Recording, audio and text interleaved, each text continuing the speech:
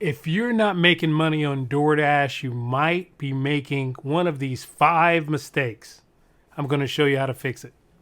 The highs with the lows. That's like these days. World chained up, he on lockdown. Phone call 3 ways. I just pray that he find God now. It's no replay. On my way up to the top now. That's on me, ayy. The highs with the lows. That's like these days. World chained up, he on lockdown. Phone call 3 ways. I just pray that he find God. All right, guys. So, one of the most common things that people are saying right now is the fact that DoorDash this, DoorDash that, you cannot make money on DoorDash. I agree. It is very slow right now. But if you're making these mistakes on DoorDash, this could be the reason why it feels that way. Right here. The first mistake is accepting every order and not paying attention to the orders you're accepting. Low paying, high mile orders equals a waste of time, guys. So remember that. If you're taking low paying orders that are high mileage, you're wasting your time. There's no ifs, ands, buts about it. I would, if it's slow like this, I would rather take $2 per mile orders, $6, $6 3 miles, and so on, that kind of thing. I would not take anything under that right now. When it's so slow, you have to maximize the amount of orders you take. A lot of people, I hear when people take orders just to stay busy, you're doing 2 things. That brings us to the next part. The second part here is people dash in the wrong times. You want to avoid that midday lows and not dash during the slow times. What times is most common throughout the United States and wherever?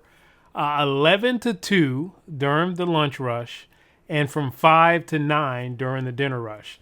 Now that time from 2 to 5, you want to be at the house. You don't want to be sitting there in a parking lot waiting on orders to come through, wasting your time.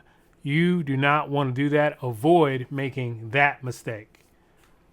Number 3, you will waste your time and your gas by driving too far from the hot zone areas. So you take an order, say, a decent order. You got $11, and it's taking you too far from that hot zone. You're going to be going into an area in which there's no restaurants, there's nothing around in that area.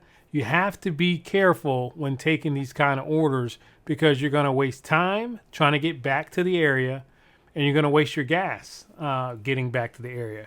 So those decent orders ends up being not so decent. You want to stay near the hot spots to avoid dead miles. That is the key there, avoiding the dead miles. All right, that brings us to number 4. Number 4, your ratings, your poor communication and ratings. Now, with this, I was one of the ones who's just not really caring about things like acceptance rating and things like that. But right now in the landscape of DoorDash, it is important, guys. It is important.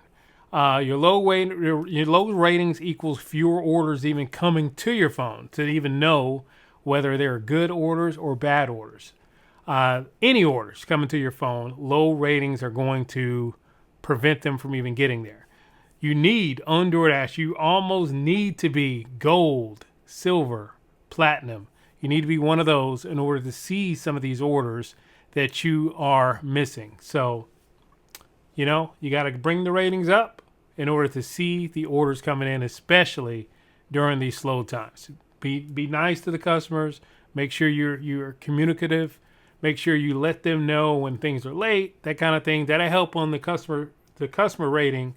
But for the other things, we know them: acceptance rating, on-time rating. Those things are things we can usually try to control, and that is going to be the hard one. But that will help you with these orders and help you stay on track and not fail. Now, the final one, this is very important. Now, a lot of you guys know that I do play poker professionally, and this one is very important.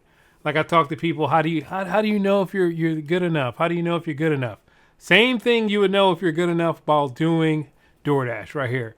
Not tracking your expenses can be a huge hit, because you don't know. You have no clue what you're really earning if you're not tracking how much gas you're using, if you're not tracking the wear and tear on your vehicle, if you're not tracking any of those things, you have no clue exactly how much you're actually earning.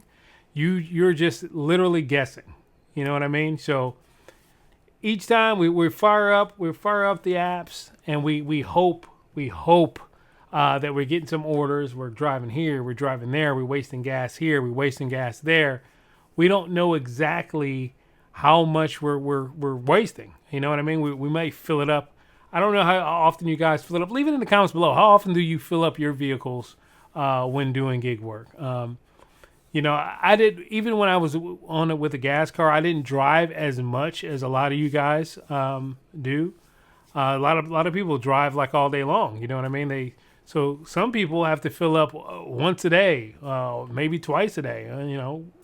If you are one of those ones who fill up often, the more you're filling up, the more you are putting wear and tear on your car, because that means you're driving more than the normal person. So we need to keep track of all the expenses.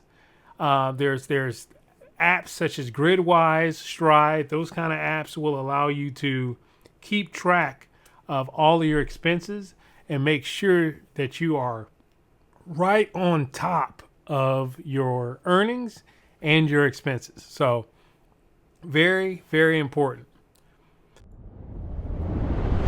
If you manage to knock all 5 of these things off, there's really no way you cannot win when it comes to doing DoorDash, doing gig work and all.